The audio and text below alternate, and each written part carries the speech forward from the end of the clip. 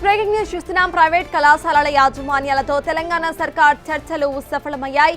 Fee reimbursement పై చర్చలు ఇప్పుడు సఫలమైనట్టుగా తెలుస్తోంది. దీనివల్ల ఏదైతే బంద్ ను వాళ్ళు విరమించుకున్నట్టుగా తెలుస్తోంది. అయితే సాయంత్రం నుండి ప్రైవేట్ కళాశాల యాజమాన్యాలతో తెలంగాణ సర్కార్ భేటీలను కొనసాగించింది. ఈ చర్చలు ఇప్పుడు సఫలమయ్యాయి. దీంతో బంద్ ను విరమించుకున్నారు. దీనికి సంబంధించిన పూర్తి అప్డేట్స్ మా ప్రతినిధి వాసు అందిస్తారు. వాసు, చెప్పండి, ఇటు ప్రైవేట్ కాలేజీల యాజమాన్యాలు ఇటు బంద్ ను విరమించుకున్నట్టుగా తెలుస్తోంది. అక్కడ మొత్తం 600 కోట్లు ఇచ్చేందుకు ప్రభుత్వం ఓకే చెప్పినట్టుగా కూడా తెలుస్తోంది. అసలు ప్రెసెంట్ అప్డేట్స్ ఏంటి?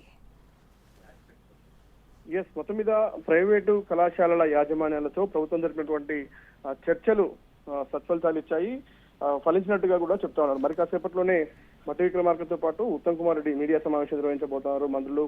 అయితే మొదటి విడత ఇప్పుడు మొత్తం 1207 కోట్ల రూపాయలు ఆ టోకెన్లు సిద్ధంగా ఉన్నటువంటి అమౌంట్ ఏదైతే ఉందో దాంట్లో 600 కోట్ల రూపాయలు చెల్లించేందుకు ప్రభుత్వం సిద్ధమైంది.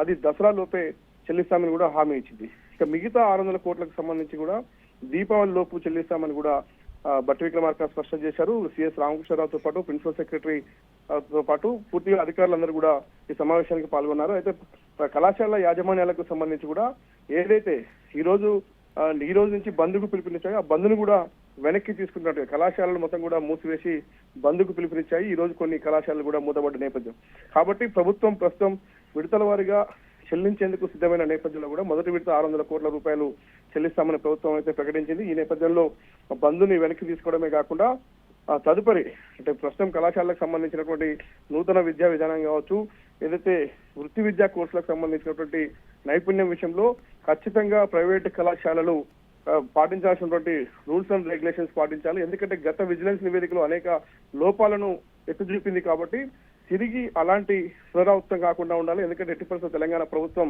విద్యా విషయంలో కూడా వెనక్కి తగ్గే ప్రసక్తి లేదు. మీ యొక్క బకాయిల చెల్లింపు కూడా ప్రభుత్వం సిద్ధంగా ఉంది, సానుకూలంగా ఉంది. కాబట్టి మీరు కూడా నాణ్యమైనటువంటి విద్యను అందించడంతో పాటు మౌలిక వసతులు కూడా కల్పించాల్సిన బాధ్యత మీ పైన ఉందని కూడా బట్టి విక్రమార్క స్పష్టం చేశారు. మరి కాసేపట్లోనే మీడియా సమావేశానికి కూడా జరిగినటువంటి చర్చలు వాటి ఫలితాలు అంశానికి సంబంధించి కూడా మరి కాసేపట్లోనే మీడియా సమావేశం ప్రారంభం కాబోతుంది. Thank you Vasu.